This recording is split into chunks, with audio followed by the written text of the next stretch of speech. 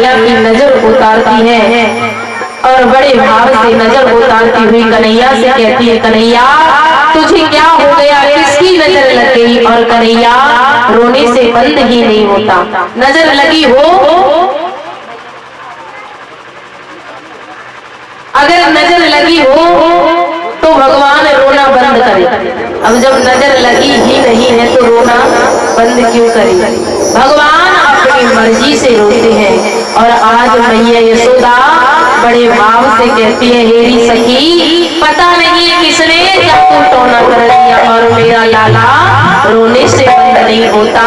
और आज मैया यशोदा बड़े भाव से कहती है, सखी ओ जाने कौन किसी ने मार दिया टोना, मेरो मचलो श्याम सलोना, मार दियो टोना, मेरो मचलो श्याम सलोना।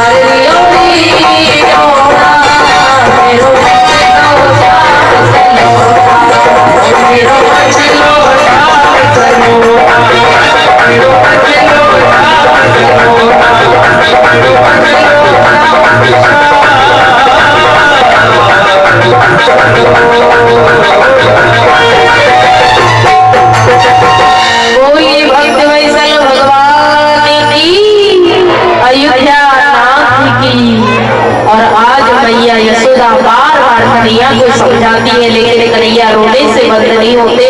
और आज मैया यशोदा इधर हनुमान जी महाराज भी भगवान कन्हैया का दर्शन करने के लिए आए, लेकिन हनुमान जी महाराज को भी माँ यशोदा ने दर्शन करने ना दिया।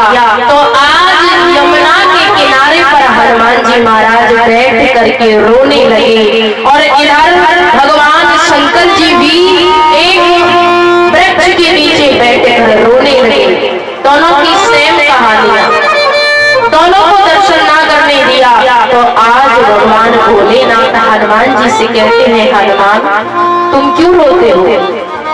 हनुमान जी कहते हैं, प्रभु श्री कन्हैया का दर्शन करने के लिए मैं आया था, लेकिन माँ यशोदा ने दर्शन न करने दिया, इसलिए रो रहा हूं। भोलेनाथ कहते हैं कि वही तो मेरे साथ हुआ है, माँ यशोदा ने मुझे भी दर्शन नहीं करने दिया, इसलिए एक काम करते हैं। बोले कौन सा? बोले थोड़े समय के लिए आप नट बन जाइए और मैं मरकट बन जाऊंगा। थोड़ी देर के लिए आप मदारी बन जाइए, नचाने वाला, और मैं नाचने वाला बानर बन जाता हूँ। मैं जोर जोर से ठुमका लगाकर नाचूंगा। उधर भगवान जोर जोर से रो रहे हैं। तो आजकल की माताओं की आदत है, बच्चे रोते हैं तो क्या कहती है, देख बेटा बानर आ गया, देख बंदर आ गया। इसलिए बानर नाच रहा है, बंदर नाच रहा है, माँ यशोदा लेकर कन्हैया को जरूर आवेगी। और आज हनुमान जी महाराज ने दोनों हाथ में घुंघरुओं को बांधा और दोनों पग में घुंघरू को बांधा और भगवान ने जोर जोर से ठुमका लगाना शुरू कर दिए।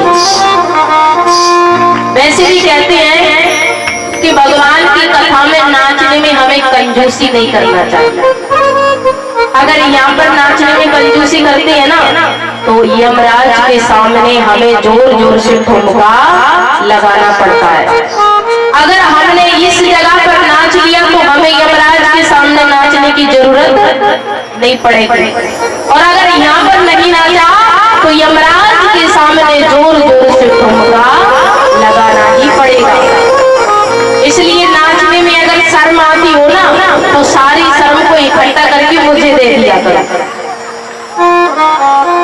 मैं ये माई की खुटियां ना यहाँ पर टांग दिया करूंगी, जब आप घर जाया करूंगी तो वापस निकाल के दे दिया करूंगी। इसलिए नाचने में कंजूसी नहीं करना।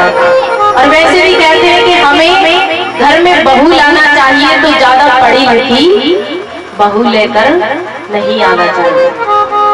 खासकर शहर की, सिटी की बहू को लाना हमारे घर में, मानो अगर पढ़ी लिखी, ज्यादा पढ़ी लिखी और शहर की अगर बहू लेकर आओगे तो रोटियों को तरस जाओगे। ये बात तो फाइनल है। और वैसे भी कहते हैं ना कि ज्यादा नहीं हमारी बेटियों को हमें पढ़ाना लिखाना चाहिए, ज्यादा नहीं तो कम से कम 10वीं 12वीं तक उसे जरूर पढ़ाना चाहिए। अगर जो बेटी पढ़ी लिखी है ससुराल में उसकी इज्जत रहेगी, जो अनपढ़ है उसका पति खुद ही इज्जत नहीं करता है, जो अनपढ़ है। इसलिए मैं आपसे निवेदन करूंगी कि हमारा भविष्य जो बिगड़ा वो तो बिगड़ा, कोई बात नहीं है, लेकिन हमारे बच्चों का भविष्य हमें बिगाड़ना नहीं चाहिए। जैसे एक उदाहरण है, आपको एक बात बता देती हूँ, थोड़ा ध्यान देकर सुनना। एक बार क्या हुआ, एक लड़का बहुत पढ़ा लिखा था, उसकी घरवाली बिल्कुल अनपढ़ थी। अब वो उसने शादी कर ली। लड़का ने शादी क्यों कर ली, वो उसके पिताजी ने दहेज ज्यादा दे दिया, पैसा ज्यादा दे दिया, इसलिए लड़की ने पैसे के लोभ में आकर शादी अनपढ़ लड़की से कर लिया। अब एक बार वो लड़का किसी पार्टी में गया हुआ था अपने दोस्त के साथ, अपने दोस्त के घर गया, तो वहां पर दोस्त ने पूछा कि कौन कौन आए हो, कौन कौन आए हैं, तो उन्होंने कहा कि हम, पतिदेव ने क्या कहा कि हम हस्बैंड वाइफ दोनों आए हैं। अब बेचारी पत्नी तो अनपढ़ थी, उसे क्या पता, वो सोचने लगी अभी मेरे पति ने क्या कहा था। उसके दिमाग में एक ही बात घूमती है, अभी मेरे पति ने क्या कहा था। लेकिन पतिदेव तो थोड़ा सा आगे को चले गए। अब जैसे ही पत्नी से किसी सहेली ने पूछा कि आप कौन कौन आए हो? तो पत्नी कहती है, बोले अभी मेरे पति ने क्या कहा था। सोचने लगी अभी मेरे पति ने क्या कहा था, बेचारी पढ़ी लिखी होती तो वो भी बताती। अब उसने क्या बोल दिया, बोले हम बोले वो वहां पर खड़े हैं ना, वो मेरे हैंडपंप है और मैं उनकी पाइपलाइन हूं। पत्नी ने कह दिया, क्या कहा कि वो मेरे हैंडपंप है। बेचारी पढ़ी लिखी होती तो वो ऐसे क्यों कहती है। इसलिए मैं आपसे निवेदन करूंगी कि ज्यादा नहीं तो कम से कम, ज्यादा नहीं तो कम से कम 10वीं या 12वीं पास हमें बेटियों को पढ़ाना लिखाना चाहिए। और कहते हैं कि आज वैसे भी क्या है, नया वर्ष है, लेकिन ये वर्ष हमारा नहीं है, ये अंग्रेजों का वर्ष है और इस वर्ष को हमें मनाना भी नहीं चाहिए। हमारे इस भारत भूमि के लिए अंग्रेजों ने हमारे इस देशवासियों को, कितने देशवासियों को सूली पर चढ़ाया, फांसी पर लटकाया, जिंदा दीवार में चुनवाया था। उस महामूर्ख अंग्रेजों की नई साल को हमें बिल्कुल नहीं मनाना चाहिए। हमारा नया साल आता है चैत्र के महीने में। चैत्र के महीने में हमारा शुक्ल पक्ष में हमारा नया साल आता है चैत्र के महीने में, जब पंचांग बदलता है। अभी पंचांग नहीं बदला, इसलिए मैं आपसे निवेदन करूंगी कि हमें ये जो नया वर्ष हम कहते हैं, नई साल में अच्छी रहोगी तो पूरी साल अच्छी निकलेगी। इस साल को बिल्कुल मत मनाइए। नया साल की शुभकामना मैं भी आपको देना नहीं चाहती।